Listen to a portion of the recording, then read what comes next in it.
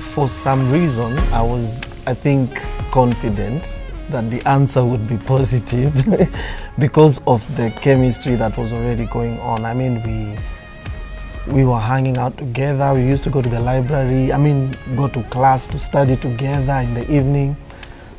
So for me, I wasn't going to take a no. I was actually expecting a yes. So, and lucky enough, that's what came.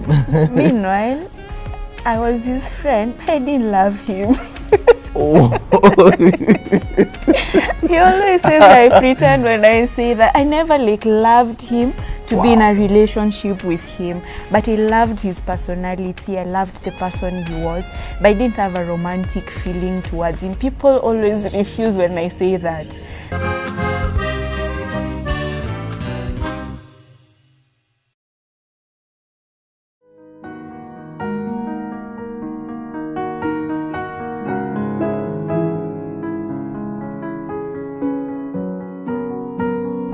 My name is Elisha Kababu. I am a husband and a father of two kids. My first daughter is called Sela. The second one is called Cindy. Yeah, so I am a pastor, public speaker, musician, a piano coach. Yeah, that's all I do. Yeah. And I am Dorcas Mave, wife to Elisha Kababu. Yeah, and I'm also a mother, definitely she's a father, I'm a mom. I'm a mother to Sela and Cindy, and I'm not Kenyan, I'm a Congolese, and I am a fashion designer and a worship leader as well.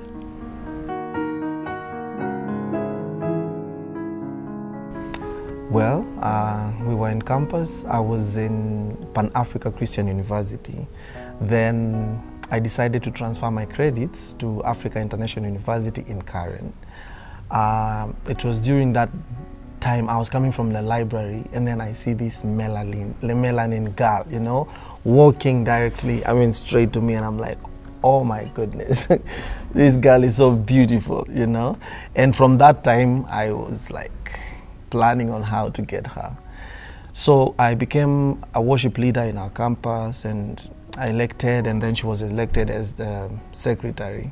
So I used to, create meetings that are not there, I need to meet the secretary urgently, there's something we need to discuss. So that's how our friendship and our love story began. Yeah, and I would go with a notebook to note down the things my leader wants us to discuss for the worship team. Then I'll realize we're just the two of us, the rest of the leadership members are not there. And it didn't hit me at first that there was anything going on. Yeah, because I wasn't expecting anything to happen between myself and my worship team leader. So yeah, we were all in Africa International University, where I was doing bachelor's in science in entrepreneurship, and he was in theology. Yeah.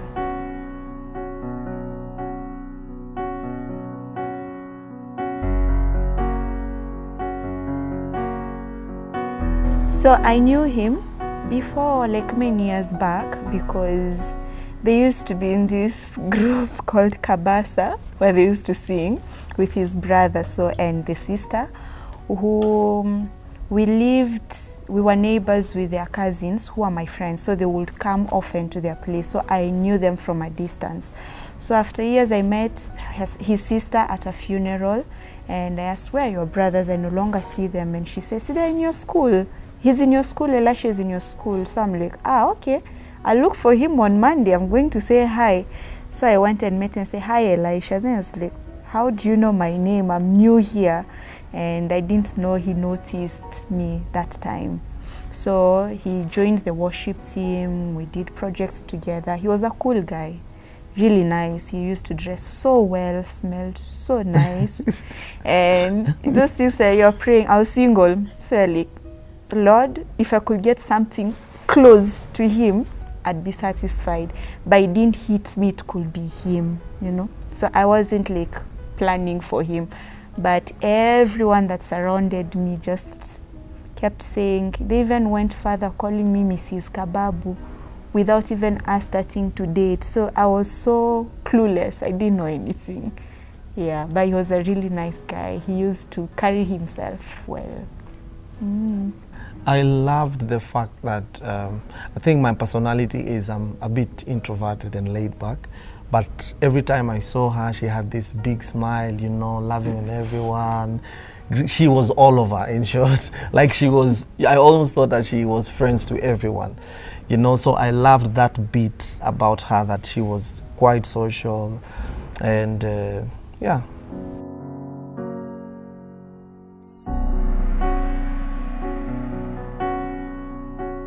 I was looking to marry a friend, somebody that was close to me, and that the years that we spent in campus, we became so close. Even, I wasn't thinking about marrying her initially. Of course, I had noticed her and how beautiful she is and how social. I loved all her, and the whole of her personality, you know, but so I was dating, actually. There's a time I was dating, actually, and my ex used to come to campus, you know, and she used to attend our worship services and all these things. Yeah, but I mean, at some point I realized, really, this is what I want. Not that the other person was a bad person, but I kind of feel like like there was blending between me and her, and I mean, then I made the move.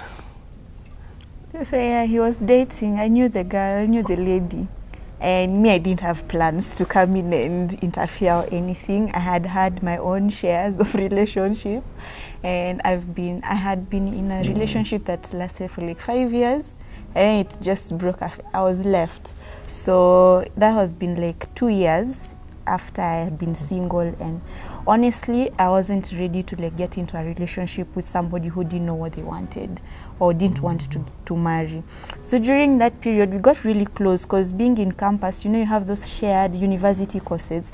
So we also, apart from serving in the worship team, we shared some units that were university units, and I was the only girl that I used to be in their group where we did assignments together. And it used to be really fun. Like, I liked spending time with them, him and some other pastors, friends of his. So it used to be fun. We'd even stay up to late night doing those assignments and stuff. Then I would walk home, because we lived on the campus at the moment.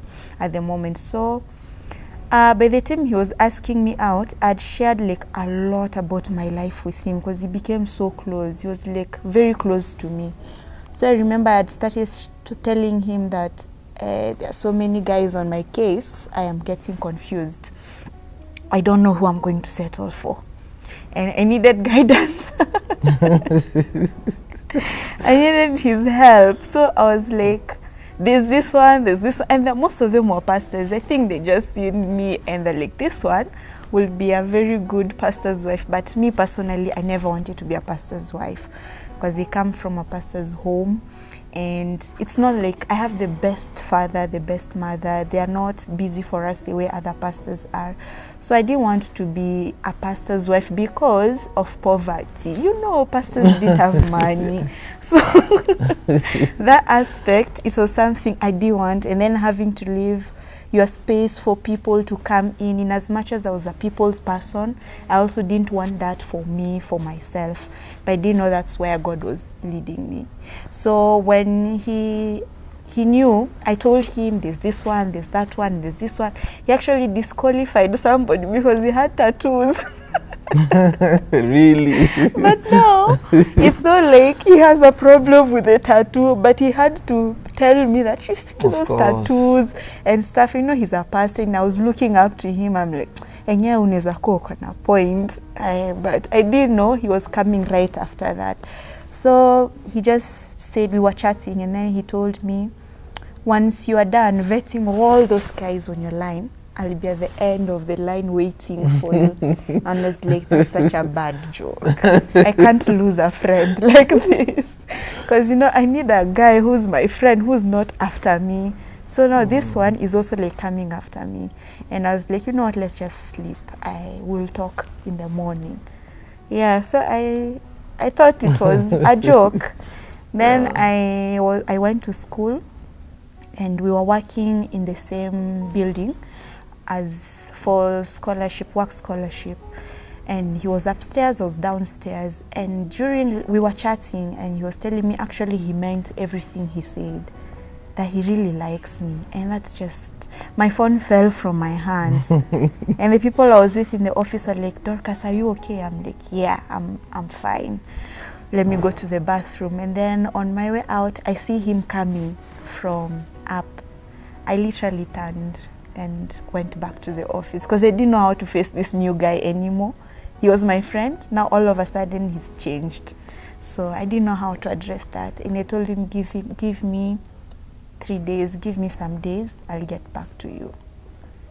For some reason, I was, I think, confident that the answer would be positive because of the chemistry that was already going on. I mean, we were hanging out together. We used to go to the library. I mean, go to class to study together in the evening. So for me, I wasn't going to take a no. I was actually expecting a yes. So, and lucky enough, that's what came. Meanwhile, I was his friend, but I didn't love him. Oh. He always says I pretend when I say that. I never loved him to be in a relationship with him, but I loved his personality. I loved the person he was, but I didn't have a romantic feeling towards him. People always refuse when I say that. So he was too confident, yet me, I went to God. I was like, God, I don't love this guy with the love, the romantic love. Wow. How can I be in a relationship with somebody I don't have the romantic love for?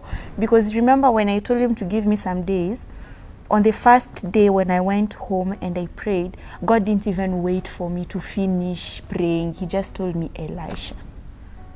Like loudly, audibly, like, Elisha. I'm like, Lord, there's this one, there's this one, there's this one. He said, like, Elisha. Like, there was no room for discussion. And I'm like, okay, confirm for me something. Because, you know, when you have a relationship with God, you know how you communicate with him. I'm like, okay, fine. I think I need a confirmation because I don't want to mess on this one. Because I was 22 at the moment. So I'm like, I don't want to have, to miss on this one. I don't think I want to do all over relationship stuff and things just don't work. And he said, Elisha, I slept, I had a dream. Elisha. So I wake up, I have the Elisha, but I don't have the feelings. So I'm like, wow, how am I supposed to handle this? And he said, you go and say yes. After that, the feelings would come. Because I love relying on God's word more than anything. I went on and called him, and we had a meeting, and we sat and talked. I asked him so many questions for nothing, because I already knew what I was going to say at the end.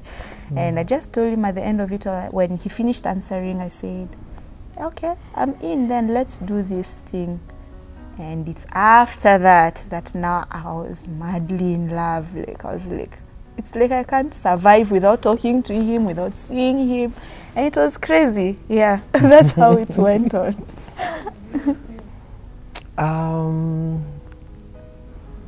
As I had said earlier, I think I don't know, for some strange reason, I was almost sure that Dorcas would give me a yes. And I think it's because not necessarily that God spoke to me audibly, but there was an intuition inside me, like, you see that inner knowing that this is my girl, you know. And I think my confidence was not hinged on, oh, she's fallen for me, or I have better qualities than other men. I think my confidence was that inner peace. He kind of did. He had better qualities. Yeah, but the confidence really came from within. I was like, I think she's meant for me. You know, the way you see somebody and you know that you're supposed to do life together, and then you see them and it just clicks. So when she said yes, I was like, of course, really excited. But I already knew that she would say yes.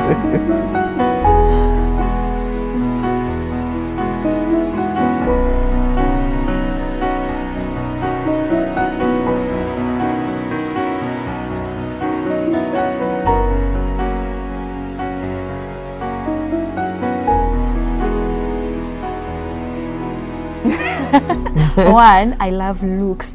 So I really wanted somebody that when I'm out there with him, he gets noticed. Like a handsome, like it's evident he's looking good. You know, that was something I really wanted. Of course, I do want somebody shorter than me. Yeah, that will be a bit weird for me, though there are people who don't mind, but for me it will be weird. And mostly somebody who knows God. Yeah, but let me not lie, on my list, outward looks was important, because they can't imagine somebody has made you angry and his face is also making you angry, you know. So I wanted to fall in love with it. I wanted to have a face that I would smile at. I'll still look at it and be happy with the face, because we can't be fighting two things. Let's fight issues, but not about your face. Yeah, so I wanted to be confident on how you look about, so I don't have to hide you. I don't have, you know, for me that was very important, because I want to be secure and also you to feel good, not to feel like I'm ashamed of you or anything. So for me, the looks actually came in handy, because I was like, okay, that first one is okay, I can handle the rest. But also I had reached the point whereby I knew me. I knew what I wanted. I knew what I can handle and what will be too much for me to bear in that moment. Though when you meet, it's not like you get to know somebody immediately everything, but at least what is presented on the table at first is something I can handle, so that at least even if something else comes later, it's not overwhelming, that I started bearing things from the beginning instead of being okay with things. So it had to be something I could handle. So somebody at least who's clean, that is something I can handle. Whose language is clean, who has a heart for God, you know, those are things I could handle. Somebody who doesn't mind being in ministry, because I knew, in as much as I'm doing entrepreneurship, I knew I'm called into ministry as well, but not as a pastor, because I'm not a pastor. So someone that is okay, like we have things in common that I could be able to handle. Apart from that, I don't think I had any list of where he comes from or anything. Yeah, that was like my main thing.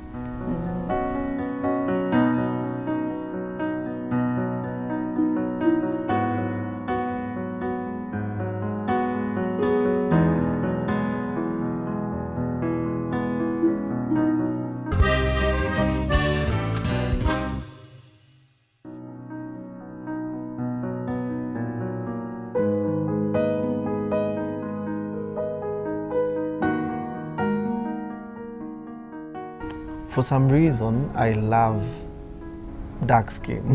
His mom is dark. I think it's because my mom is dark. So, I mean, I saw that, and then I saw her leadership qualities. I was observing, because, I mean, again, surrounding her on campus were so many other women, you know, so, but she stood out because I loved her qualities. I loved how she used to take care of her small sisters, because I was observe everything on campus, because their parents were also living on campus.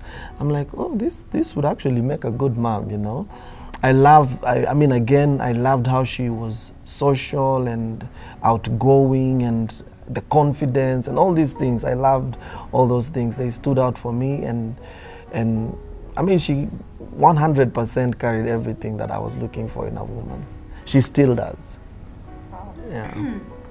So, on the same day that I went and said yes, before I said yes, I was like, so how long is this relationship going to last? Where do you see us go? And he said, if you say yes now, that by the end of the year, that was 2017, it was towards the end of the year in 2016.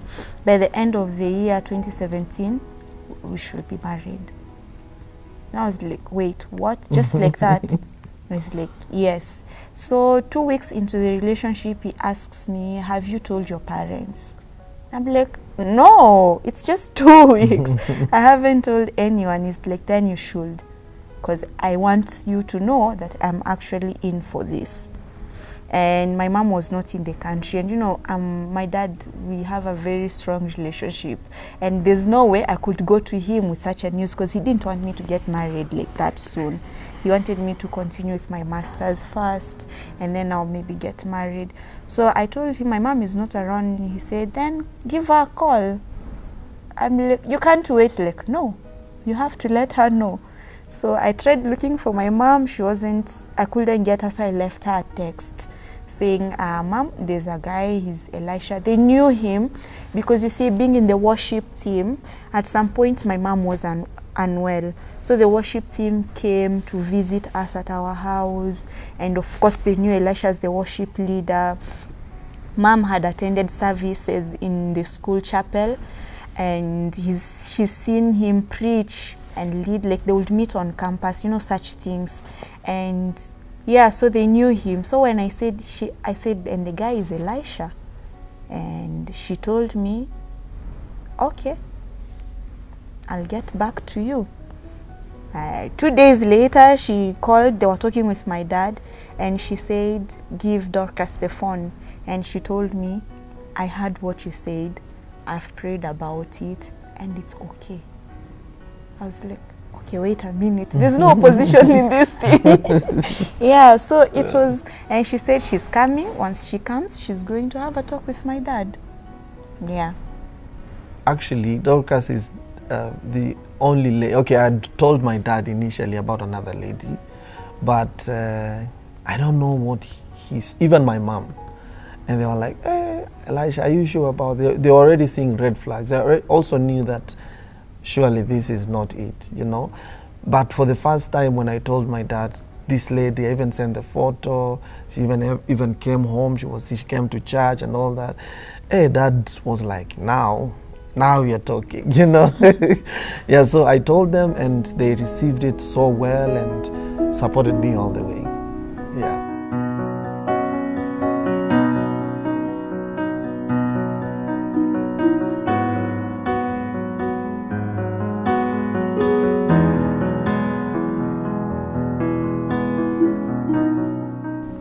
Okay, on campus, there are guys who wanted this girl.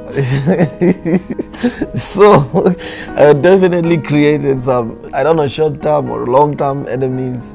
There are people who are definitely looking to get married to her, you know, and I was out of the scene because actually some of them that we served closely knew that I was actually dating, you know, there was a girl. So, so they knew, Dorcas is still free. But my relationship, you know, we broke up with that lady, and then now I asked her out because I knew that really this is what I want. It was like almost immediately, according to what people saw. But then I think they had had their issues for some time, which I don't know how long it was. So some of the people were like, Elisha is using you as a rebound. He's been dumped and he's just looking for a girl who'll accommodate him. He's going to leave you, you know. All those things came up. Some people were like, Dorcas has interfered into Elisha's relationship and that's why they've broken up, you know. Some, like, it was a lot going on. Some people we knew who are older even went to Elisha and gave him my whole life story. Like, a mama went and told him that this Dorcas is a guy's person. She's always out with men. She's always, which it's not a lie, but it's not in the way she was putting it. Because most of my friends were guys, and most of them were people we did mission together. So after mission, we would go to a restaurant and eat. You know, mechoka, you're tired, you eat, you hang out together. So she went kind of tarnishing my name to him, told him about the guy I was dating before and so many things. But now the thing is, before that, I had like opened up my heart and shared everything with him. So by the time he's calling me to say, because he had gone to take lunch in that place and the person used to serve there, and now they were saying everything. So he calls me, he's like, and who is so and so? I'm like, you remember the person I told you about, the guy, this woman was like this and this to them, and so what happened? So by the time I was like reminding him, he was like, oh, okay, it's that. So that like kind of saved me a lot because I already shared my life with him, so he knew. So it was like, so this woman had just her own intentions which were not really right. But for me, my siblings were in for it. my close circle, I had like 4 friends. They were so happy about it because they would tease me every time about him. So now finally when I told them, they're like, we always saw it coming, but not everybody. Most people, like the ladies who wanted him and stuff, they were disappointed. So it was hard until we had to do a day of intentionally walking on campus together so that they can actually see this thing is happening. You know, it's not because we used to be like chini ya maji, but now we're like, you know what, we are tired. So let them see and just have something concrete to talk about now. Yeah.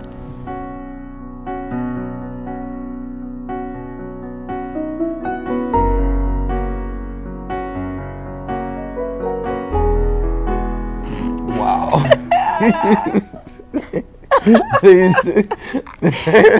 No preparation.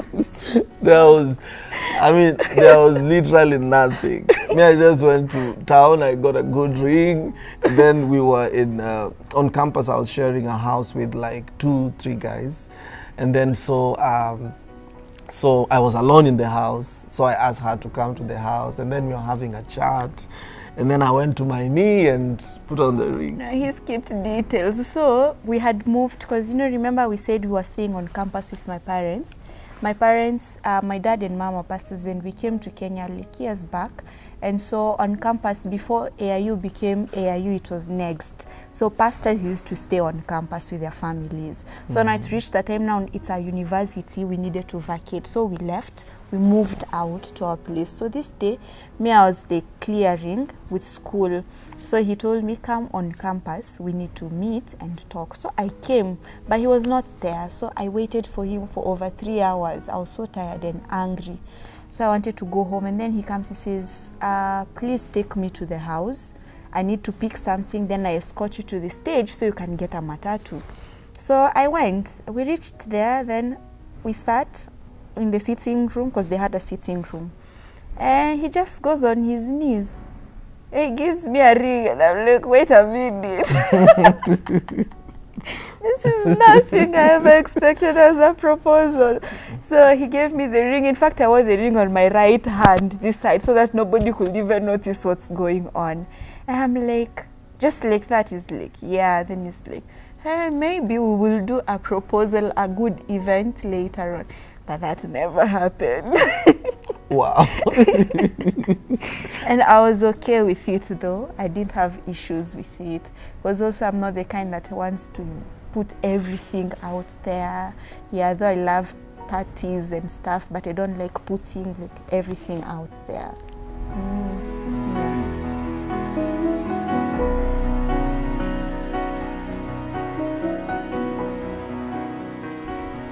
I think she'll talk about her side. Yes, we did a pre-wedding. We invited her and our best couple and the Congolese team. Because, I mean, it's a Kenyan culture to do pre-wedding. I mean, you cannot do a wedding without doing a pre-wedding. So on my side, we did a pre-wedding, and it was quite successful. We did it in Machakos, in my dad's church. Yeah, so, yeah. Yeah, they did. But on their side, they prepare the lady, like they give her everything that she needs. They don't do Rora show. Yeah, so for a pre-wedding, they did the pre-wedding. That was totally their thing to do. We just went for it. But now from my side, now we did something like a send-off party where my friends came, the Congolese community came, they also came, and we did it together. It was like 2 weeks before the wedding. Yeah, 2 weeks before the wedding, we did it at our place in... so we went for the dowry, and she was, the court was a lot of money, you know.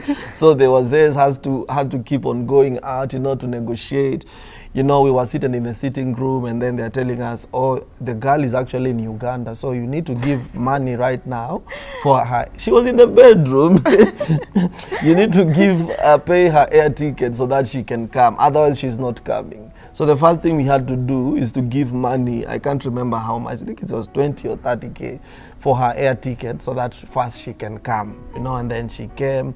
And then, you know, now the negotiations began. I don't want to mention the figure. It was a lot, but we had to negotiate at least to bring it a bit low. Yeah, and yeah, traditionally, actually, I don't know if it's in the Kenyan culture because I'm not very sure. But once you do the Rura show and pay your dowry, you're supposed to like go home with your wife. You know, this wedding, white wedding, is actually a Mzungu thing. You know, so but that day, so I was even telling her, you know, now you're my wife, you're supposed to go home, you know. And they actually, the parents were saying, you know, now you're Elisha's wife, you can actually go. You don't need a church wedding. You know, when you get the blessings of the parents. And I think it's a thing because some people have so much pressure from the society that, you know, I must do a white wedding. You know, if you don't have the money, I mean, even do the traditional wedding, agree with the parents, receive the blessing on Sunday, call your pastor on church, let them bless you. Because something people don't know is that people waste a lot of, like, especially the money that you raise in the pre-weddings. You can use that to begin your life. As we had, the money I think we spent almost 90% of our money in the wedding. Because, you know, we are both pastors' kids and the wedding was open. We wanted a private wedding. We couldn't get a private wedding because both sides, they have people who must come. So you have to feed all these people. It was kind too much, yeah, and a lot, yeah. But on the most important thing is the traditional one where parents agree, the dowry is paid, and then have people of God just pray for you. If you don't have all that money, if you don't want to spend, you don't have to. Yeah, have them pray for you, but not because, you know, he's a pastor, we are pastor's kids. That pressure. So we had to do the church, which wasn't bad, but we would have saved more from doing that big reception and everything. But it was fun anyway.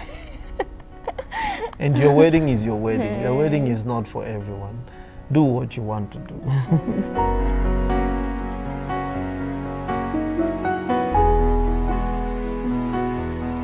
He sang for me. So meanwhile, all this time, Kumbe had been recording a song. So coming to the reception area, he sang the song and I was shocked. I was like, wow. But when I'm shocked, it kind of doesn't show on my face. I'm not like so excited. I'm just blunt, like, oh my God.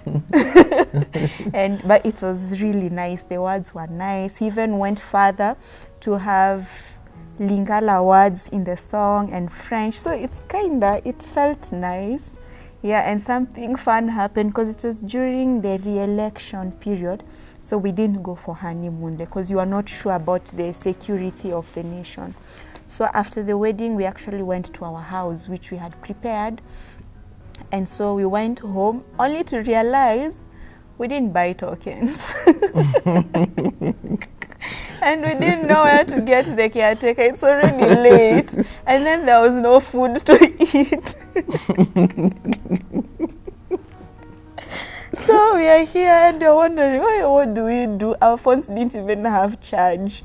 So thank God it was his dad and his friend who drove us to the house. So after we reached home, we told, no, there's no token and we don't even have the meter number. We don't know anything. So, and there's no food. So they drove us to a supermarket. I was still in my dress. I had changed from the gown to another dress for the reception. So I was wearing that dress and his hoodie, and then he had his suit, I think, and I think I removed my coat and half coat. You were the one? No, I had your hoodie. I took your hoodie from the bag. Okay. So because my clothes hadn't even reached. So I just had the bag that had small things for honeymoon, and I didn't have clothes. My bag hadn't come. My parents are supposed to bring. So we went to a supermarket and bought food. And people at the counter looking at us like, where this one's coming from? It was around 9 p.m. or 10. We bought and went back to the house and ate in the dark and started unwrapping the gifts. Yeah, that's what it was. It was so unexpected. In the dark.